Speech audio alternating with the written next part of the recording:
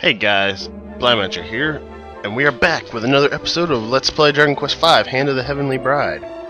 Now, before I go any further, something I should have mentioned in my monster bios of the Wheelbrook Adit, or Santa Rosa Cave, is that the boring bug, or, well, I guess I should call them by their PS2 names, but the Thorn Kid and the Cicada Mole, they are only encounterable in Generation 1, so they are a missable entry. And just from now and to the end of this Let's Play, if I say something is missable or only encounterable as far as monsters go, do note that every monster, as far as I know, is encounterable on the Sugoroku boards, but it is a huge pain in the rear to actually encounter the monster that you want to on the Sugoroku board, so it's easier to encounter them before they're missable. I will try to point out any other monsters in the future that are, only encounterable in a certain generation and thus are missable. Game's divided up into 3 generations. Spoilers, although it's not really a spoiler because that was one of the selling points of the game. But anyways, the Thorn Kid and the Cicada Mole are only encounterable in Generation 1 in the Santa Rosa Cave. There's a couple other monsters that are only encounterable in Generation 1, but we haven't gotten to them yet. And one more I will have to tell you outside the monster bio, because I already recorded the monster bio. So anyways, we've already explored the town, so there's not much left to do but go back to the inn. Which is what we are going to do.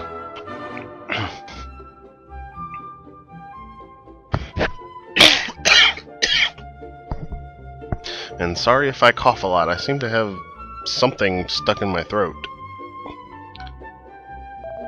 Sorry to keep you waiting, Joshua. Looks like all Duncan had was a common cold.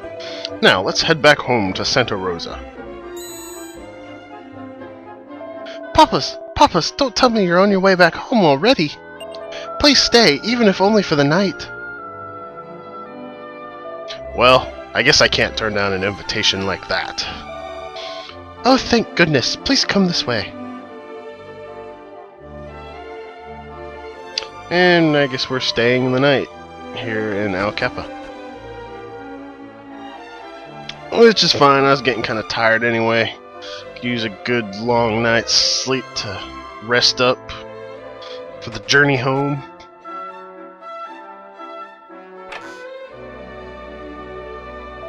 Well, Papas, you're welcome to stay as long as you'd like.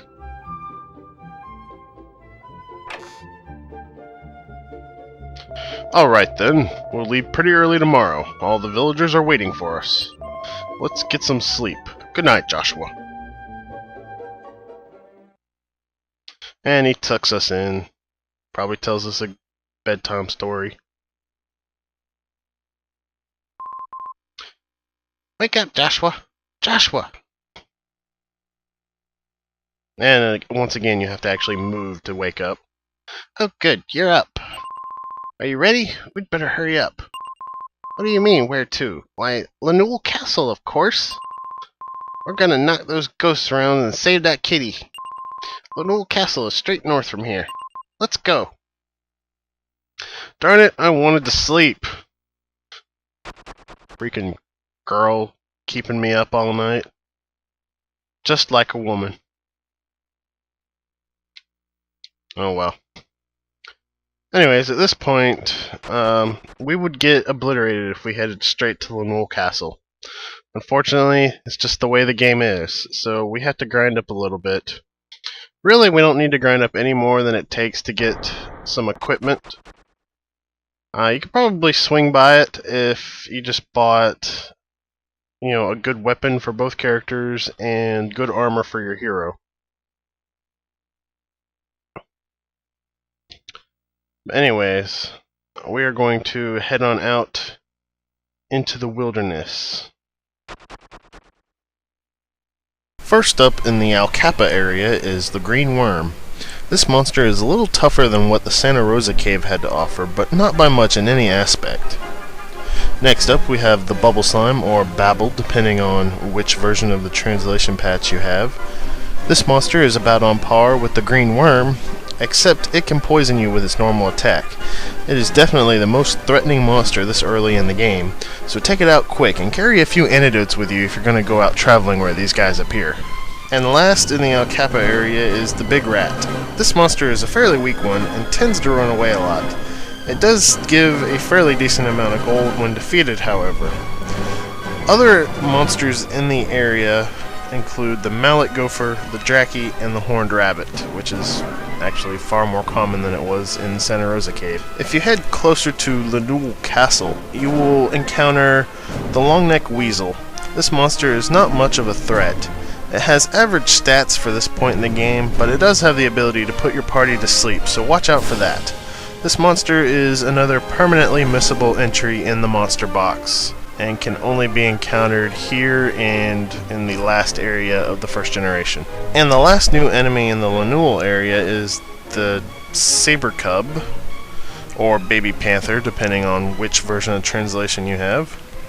This monster is unremarkable in battle with average stats. Outside battle, it is very remarkable, being a monster that is completely replaced with another, aside from the one you are trying to rescue, in the DS version. The new monster is called the Jail Cat and appears later in the game. The Saber Cub in the PS2 version, however, is another permanently missable entry in the monster box. Both monsters can also be found near Santa Rosa. And I have included a nice little picture of the Jail Cat in case you are wondering what it looked like. Other monsters in the Lenul area include the Green Worm, the Bubble Slime, or Babble, depending on which version of the translation you have, and the Horned Rabbit. Okay, now that the bios are done, I just want to note that of those enemies, the Long-Neck Weasel is another one of those enemies that is only encounterable in the first generation here. So if you're a completionist, want to complete your monster box, make sure you encounter one. It shouldn't be too much of a trouble to actually encounter one, though. And I know in the past I've recorded while grinding and showing my level ups on the screen, but I'm not going to do that this time. After Dragon Quest IV and I realized that I had some episodes that were like two-parters with nothing but grinding, I realized I need to just cut that all out completely.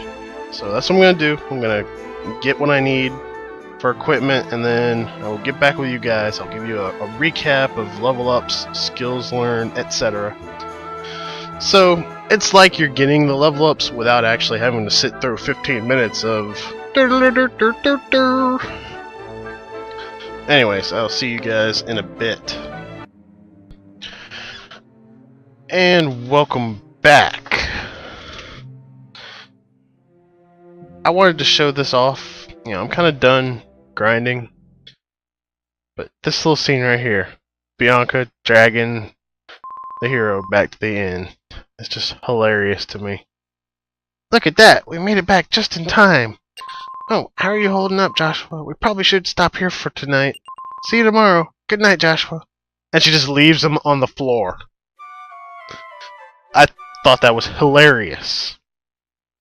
Anyways, whether your hero gets knocked out or you actually go back to the inn and stay, this scene will play out where you wake up and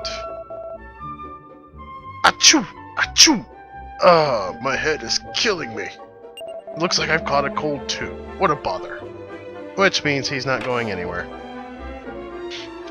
Anyways, I went ahead and did a little more gold farming than I meant to. Only because I was trying to get my main character killed. Just to show off that little scene. So I've got enough money for everything. For both characters. But one thing to note is that the hairband from the item store, which is the only headgear that you can buy for Bianca right here, you can only buy during the daytime.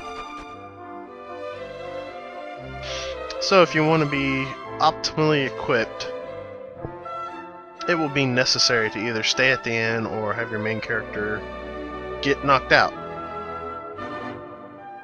Now, one thing to note is that if Bianca, or any other party member for that matter, while you're a child, gets knocked out, they will not receive any experience from the battle and will be revived with 1 hit point at the end of the battle.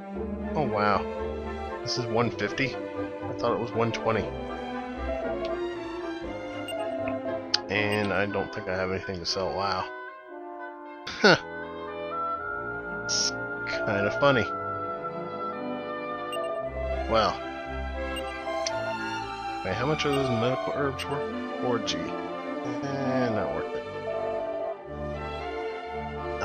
But yeah, if the main character gets knocked out, you know, you're done.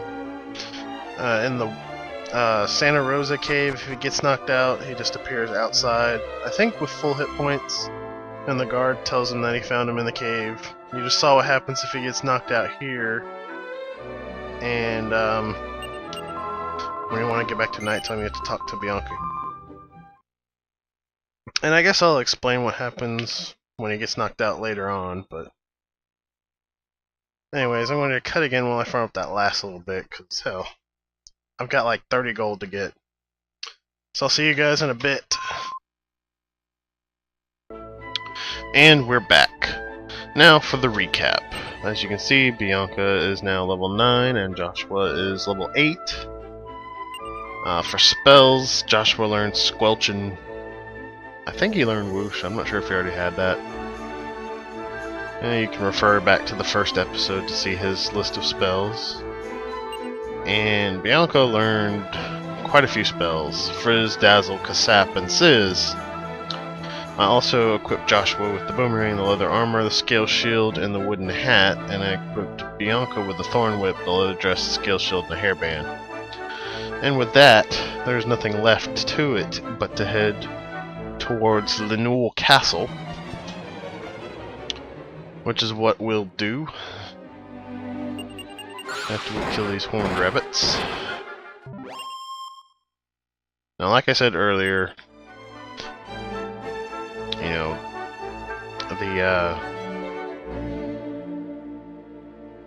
the cicada mole and the thorn kid are only encounterable in the Wheelbrook Cave in Generation 1. And as far as I know, you can't ever go back there. There might be a point where you can go back there, so that's why I'm saying this now. But I know right now, if you were to go to Santa Rosa, the guard would be sleeping in the entryway. So you can't actually get into Santa Rosa. Anyways, here we are at Lenul Castle. And this is also where this episode ends.